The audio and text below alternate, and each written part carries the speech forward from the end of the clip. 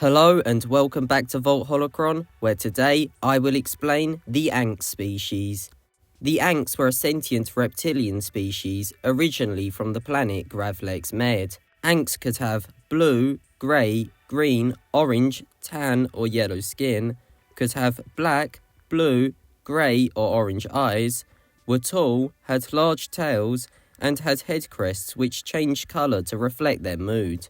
Gravlex Med, their homeworld, had much greater gravity than other worlds, and so the species evolved dense muscles, a tail for balance, and a hunched posture. They could be up to 4 meters tall, using their height to harvest chiliox trees on Gravlex Med. The species used to live in caves, and so developed a natural low-frequency echo of their voices. This allowed an Anx to be heard from kilometers away.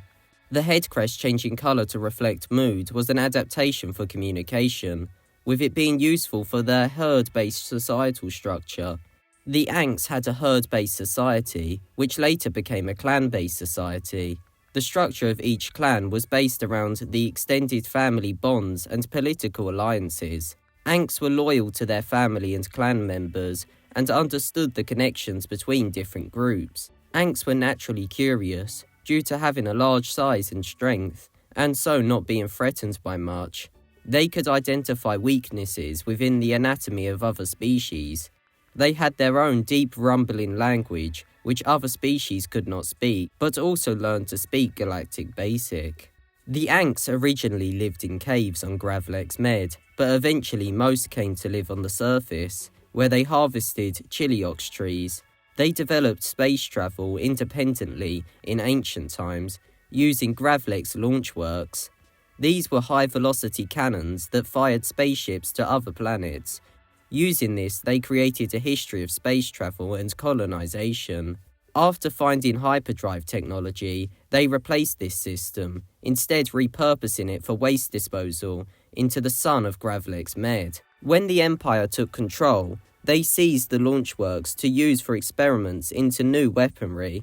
This led to the pollution of the planet, destroying its ecosystem. The Empire chose to use the cannons to dispose of their own waste. This led to a build-up of hazardous waste in launch works facilities, which weren't built for the large amounts of waste, and so areas surrounding the facilities became wastelands with toxic spills and deadly biological agents. The Empire set up garrisons on Gravlex Med, disregarding territorial claims.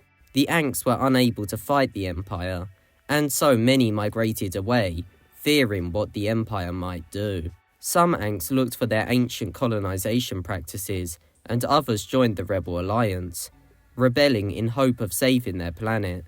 Now I'm going to explain some notable canon Anx. First up is Ahsoka's informant, an informant on Garel who reported to Ahsoka Tano. Next is Ekkus, a female in charge of mining at Price Mining. Now for Thongla Jur, a Jedi Master during the Clone Wars. He owned U9C4, who came to work with D-Squad. Next up is Graxol Kelvin, who watched the Boonta Eve Classic race from Watto's private box. Next is Zola Rue, a male Jedi Master that was on the Council during the High Republic era. He served as a Jedi Grand Master, and at one point in time had a meeting to discuss the threat of the Nihil, marauders who believed that the spread of the Galactic Republic was infringing on their territory. He discussed whether the Jedi should join the Republic Defense Coalition in fighting the Nihil, the Jedi eventually deciding they would. Now for Horrocks Ryder, a male who was senator for the Rayobalo sector in the Galactic Republic Senate. He was from Gravlex Med, which was in the Rayobalo sector, along with thousands of other worlds. His career was over 50 years, and so he had many allies in the Senate, including Bail Organa and Urua. He travelled across the galaxy when not on Coruscant. He believed Finis Valorum to be honourable and capable of bringing the Republic out of its corrupt ways. He supported Valorum when he ran for Supreme Chancellor, and once he had secured the position, his taxation of trade routes. Ryder supported the taxation of trade routes, as he believed that it would lessen the Trade Federation's influence, who he believed to be a cause of failure in the Republic political system. However, Valorum was discredited by a scandal. In the next decade, he attempted to fight the corruption, but failed. He was present for Padme Amidala's plea for help against the invasion of Naboo. He was there when Amidala called for a vote of no confidence against Valorum. With the formation of the Confederacy of Independent Systems during the Separatist crisis, and Amidala opposing the Military Creation Act, Ryder resigned from his position, having become exhausted and depressed. This was just weeks before the Clone Wars. He was one of the most respected representatives in the Senate. After retiring, he visited all of the planets he had represented. This journey exhausted him further. He carried on campaigning against corruption in the Senate. Ryder was a regular at the Galaxy's Opera House on Coruscant, and was present for a performance of the Mon Calamari ballet, Squid Lake.